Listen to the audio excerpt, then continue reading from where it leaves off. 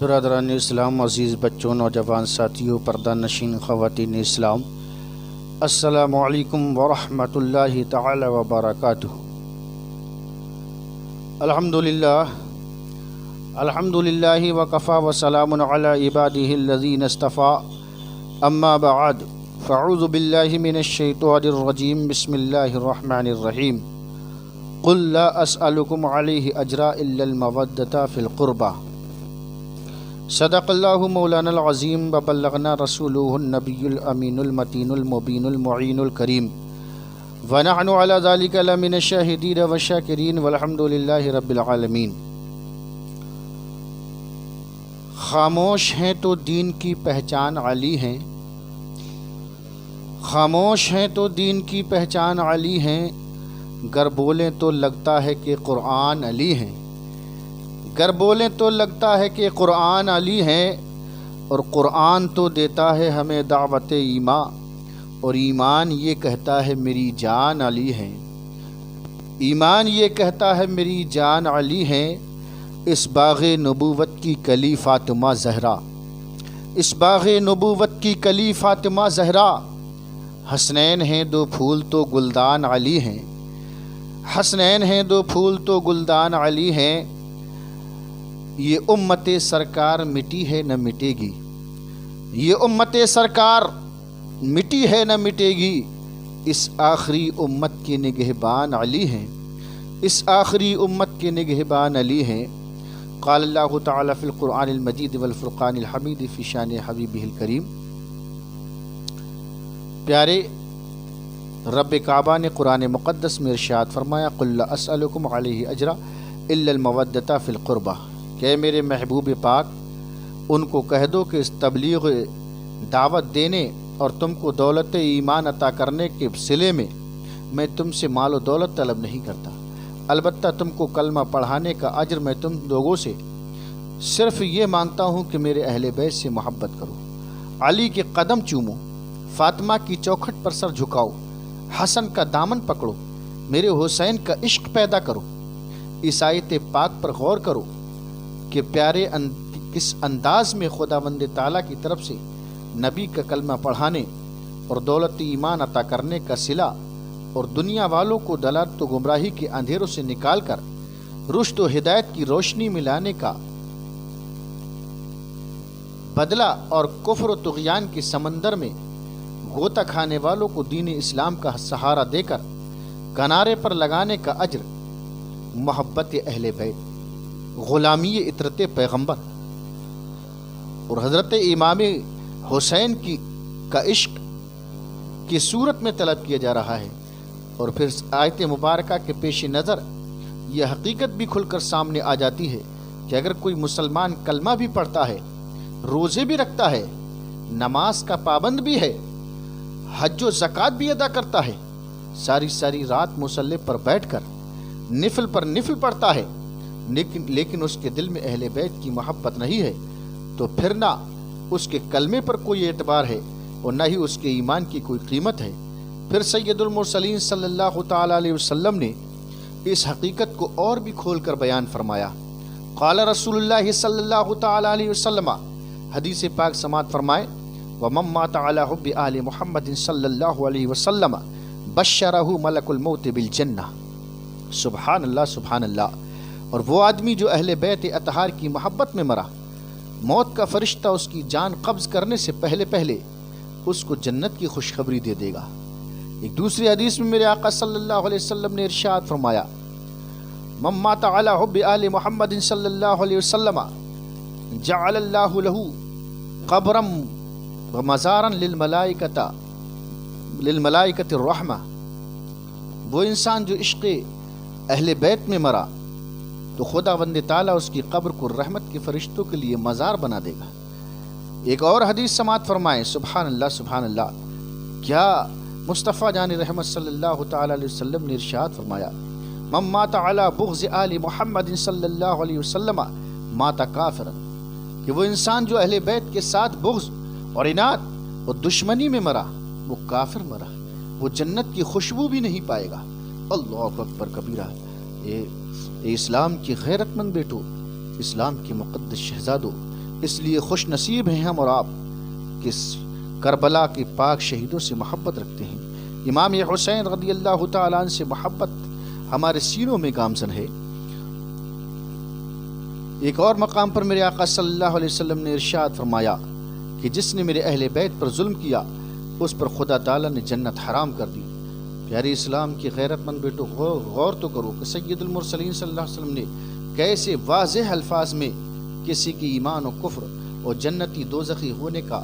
دار و مدار اہل بیت کی محبت اور دشمنی عطرت پیغمبر پر رکھا، یعنی محبت اہل بیت ایمان ہے اور بغض اہل بیت کفر، اور محبت حسین پاک رضی اللہ تعالیٰ عنہ جنت میں لے جانے کی ضمانت ہے، اور دشمن حسین جہنم میں جانے والا ہے۔ میرے آقا صلی اللہ علیہ وسلم کے پیارے دیوانوں،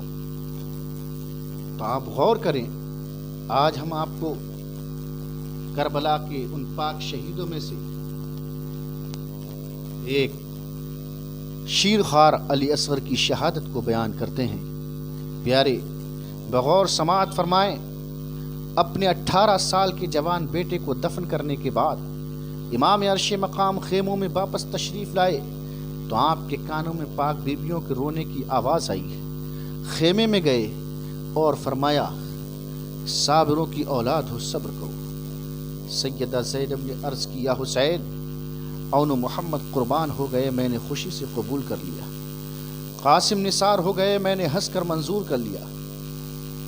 علی اکبر شہید ہو چکے ہیں، کوئی شکایت نہیں کی، اور اللہ کی راہ میں اور بھی مصیبتوں کے پہاڑ ٹوٹے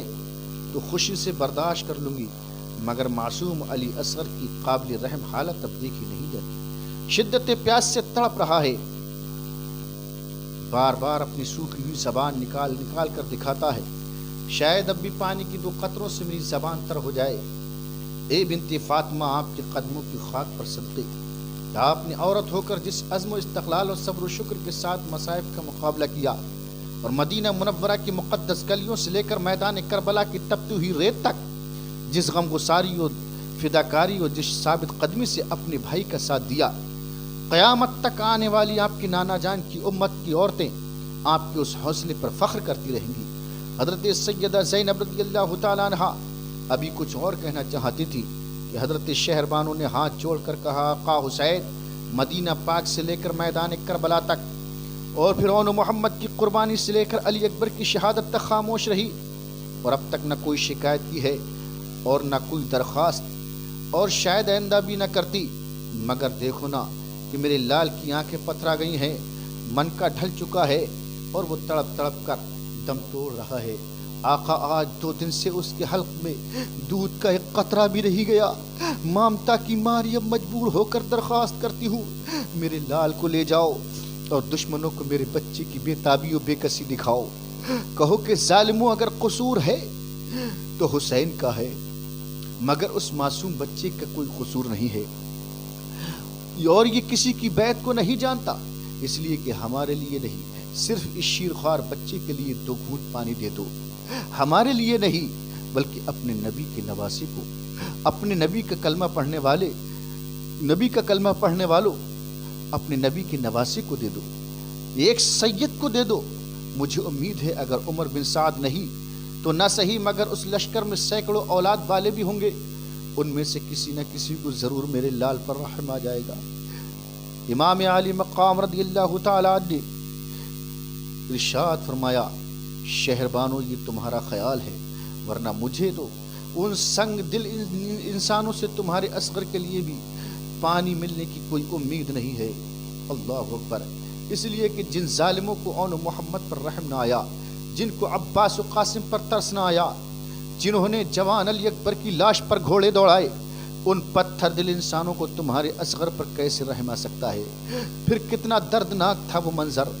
کتنا قیامت خیز تھا وہ سما، جبکہ فاطمہ رضی اللہ تعالیٰ عنہ کے لال نے شہر بانو کی گوشت سے اپنے لخت جگر کو یہ کہتے ہوئے اپنے شوہر کی جھولی میں دے دیا کہ جاؤ میرے لال اللہ کے حوالے۔ شہر بانو نے پھر عرض کیا، حسین گرم لو کے تھپیڑوں سے کہیں میرا پھول کملا نہ جائے، اس کو دامن میں چھپا کر سینے سے لگا لو، اور عمر بن سعد سے کہنا کہ یہ بچہ تمہارے اس نبی کا نواسا ہے جس کا تم کلمہ پڑھتے ہو، پھر میرے بچے کو ان کے سامنے کر دینا، مجھے امید ہے کہ میرے اصغر کو تڑپتا دیکھ کر کسی کو ضرور ترس آ جائے گا۔ شہزادہ دو عالم نے شیرخوار اصغر کو جھولی میں اٹھایا، دامن میں چھپایا، سینے سے لگا کر لشکر یزید کی طرف قدم بڑھایا۔ حضرت شہربانو نے سیدہ زینب سے کہا، بہن دعا کیجئے کہ عمر بن سعد کو میرے لال کی بے کسی معصومیت پر رحم آ جائے۔ سیدہ کلار رضی اللہ تعالیٰ عنہ اپنے بچے کو دامن میں چھپا کر عمر بن سعد کے سامنے کھڑے ہو گئے۔ عمر بن سعد نے حضرت امام حسین کو دامن میں کوئی چیز چھپا کر آتے دیکھا تو ساتھیوں سے کہا کہ معلوم ہوتا ہے کہ حسین ڈر گیا، حسین ابن علی گھبرا گیا ہے اور صلح کے لیے قرآن اٹھا لایا ہے۔ اور دیکھو، حسین یزید کی بیعت پر صلح کرے تو اس کا خیر مقدم کرنا، اور اگر یزید کی بیعت کے بغیر صلح کرنی چاہے تو پھر قرآن کا بھی لحاظ نہ رکھنا، معاذ اللہ، تیروں سے قرآن کو بھی پھاڑ دینا۔ عمر بن سعد نے امام علی مقام کو سامنے کھڑا دیکھا تو کہا، حسین کیوں آئے ہو؟ نور نگاہ علی نے جواب دیا، خدا کی قسم میں خود نہیں آیا، ماں کی مامتا نے تیرے پاس بھیجا ہے، اور اگر مجھے آنا ہوتا تو عون و محمد کی قربانی سے پہلے آتا، قاسم و عباس کی جانثاری سے قبل آتا، اور اگر مجھے آنا ہوتا تو علی اکبر کی شہادت سے پہلے آتا، اور جب میں اس وقت بھی نہیں آیا تو سمجھو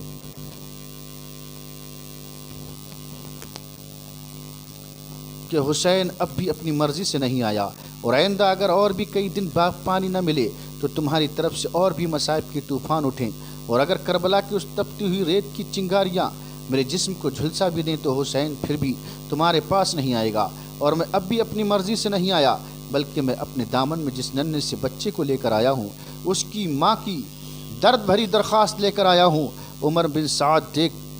اہل بیت کے اس شیرخوار بچے کو دیکھ، کربلا کے اس معصوم مہمان کو دیکھ لے، شہر بانو کے اس لال کو دیکھ لے جو شدت پیاس سے دم توڑ رہا ہے، جس کی آنکھیں پتھرا گئی ہیں، جس کی زبان منہ سے باہر آ گئی ہے۔ یہ بے گناہ ہے، یہ بچہ ہے، شیرخوار ہے، اور یہ ابھی یزید کی بیعت اور حسین کی بیعت نہیں جانتا ہے، اور ابھی اسے کسی کی بغاوت کا کوئی پتہ نہیں ہے، اس لیے اس کا کوئی قصور نہیں ہے، اور مجھے نہیں مگر میرے اس اصغر کے حلق میں زیادہ نہیں۔ تو صرف 2 قطرے ہی پانی کے ڈال دے، شہر بانو کے شیرخوار کو پانی کی 2 بوند دے دے۔ نہیں، میرے اصغر کو نہیں، شہر بانو کے بچے کو نہیں، اپنے نبی کے نواسے کو پانی کی 2 بوند۔ تاریخ تیری اس رحم دلی پر فخر کرے گی، مسلمان قوم تیرے اس ایثار کی قدر کرے گی، اور میرے نانا پاک کی امت قیامت تک تیری اس نیکی پر شاباش کہتی رہے گی۔ عمر بن سعد، یزید کی حکومت و سلطنت ابن زیاد کی عیش و عشرت اور تیری شان و شوکت تجھے مبارک، مگر دیکھ امیر اصغر میری جھولی میں کوفہ کے اس ریگستان میں چند سانسوں کا مہمان ہے، دیکھ اس کی سانس کی کیفیت بدل چکی ہے، اور دیکھ اس کا من کا ڈھل چکا ہے، اس لیے خدا کے واسطے 2 گھونٹ پانی کے عطا کر دے۔ اتنا کہہ کر فاطمہ کے لال نے اپنے لخت جگر کو جھولی سے نکال کر اپنے ہاتھوں میں اٹھا لیا، پھر علی اصغر کے چہرے سے دامن کو ہٹا کر فرمایا، بیٹا اصغر اٹھو، اور حق و صداقت کی آخری نشانی بن کر، عظمت اسلام کی آخری دلیل بن کر، دین و شریعت کی آخری آیت بن کر، اتمام حجت کے لیے اپنی سوکھی ہوئی زبان عمر بن سعد کو دکھا دو، تاکہ حشر کے میدان میں دربار خدا بندی میں مجھ پر کوئی الزام نہ آ سکے۔ بچے کو اٹھایا، حضرت امام حسین خاموش ہو گئے اور انتظار کرنے لگے کہ اس 20,000 انسانوں کے لشکر میں سے کسی کو میرے اصغر پر رحم آتا ہے، اور وہ دوڑ کر پانی کے چند قطرے اس کی سوکھی زبان پر رکھتا، مگر وہ انسان کہاں تھے جو ان کو رحم آتا؟ وہ تو انسانیت کے تمام سنہری اصولوں کو چھوڑ کر وحشت و بربریت کے گڈھے میں گر چکے تھے۔ ان کے سینوں میں دل نہیں، پتھر تھے، بلکہ پتھر بھی نہیں، پتھر کی چٹانیں تھی۔ تھوڑی دیر تک خاموشی چھائی رہی، اور پھر اون محمد، پھر عمر بن سعد نے اس خاموشی کو توڑا اور کہا، حسین تیرے دادا اسماعیل نے تو پیاس کی شدت سے تنگ آ کر ایڑیاں رگڑیں تو آب زمزم کا چشمہ جاری ہو گیا۔ حسین تیرے نانا مصطفیٰ علیہ السلام کی انگلیوں سے نہریں جاری ہوئی۔ حسین اپنے دادا سے پانی مانگ، اپنے نانا سے پانی مانگ۔ عمر بن سعد کی اس بے رحمانہ گفتگو سے سید جوش میں آ گیا اور فرمایا، عمر بن سعد میں بھی اگر چاہوں تو آسمان سے پانی کے پرنالے بہہ سکتے ہیں، کربلا کے ہر ہر ذرے سے پانی کی نہر نکل سکتی ہے، مگر ظالم سنو، عمر بن سعد نے پھر پکارا کہ حسین کا یہ بچہ بھی زندہ نہ جائے۔ یہ دلخراش آواز سن کر حضرت امام حسین کا کلیجہ دھک سے ہو گیا۔ جلدی جلدی اپنے بیٹے کو دامن میں چھپانے کی کوشش کر ہی رہے تھے کہ ظالم حرملہ نام کا ایک شخص، اس نے شیر خوار اصغر کے حلق سے پار ہو ایک تیر چلایا جو علی اصغر کے حلق سے پار ہو کر امام حسین کی بازو میں جا لگا۔ پھر اس پیکر تسلیم و رضا نے اپنی آنکھوں کے سامنے اپنی جھولی میں اپنے مظلوم بچے کو دم توڑتے دیکھا اور ایک ننھی سی جان کو اپنی گود میں تڑپتے دیکھا۔ کربلا کے ننھے شہید نے آنکھ کھولی اور اپنی سوکھی ہوئی زبان اپنے باپ کو دکھا کر ہمیشہ کے لیے خاموش ہو گیا۔ ان للہ و انا الیہ راجعون۔ پیارے اسلام کی غیرت مند بیٹو، مظلوم کربلا نے اپنے بیٹے کو زمین پر لٹا کر اپنے ہاتھوں سے تیر کھینچا، خون کا فبارہ بہ نکلا۔ میرے آقا حسین نے خون کا چلو بھر لیا، آسمان کی طرف اچھالنا چاہا تو آواز آئی، حسین خدا کے لیے اس بے گناہ کا خون اوپر نہ اچھالنا ورنہ قیامت تک آسمان سے پانی نہیں برسے گا۔ پھر زمین پر گرانا چاہا تو زمین پکار اٹھی، حسین مصطفیٰ کے واسطے اس بے قصور کا لہو مجھ پر نہ گرانا ورنہ قیامت تک زمین سے سبزی پیدا نہیں ہوگی۔ پھر مجسمہ صبر و شکر نے اپنے بیٹے کے خون کو یہ کہتے ہوئے اپنے چہرے پہ مل لیا،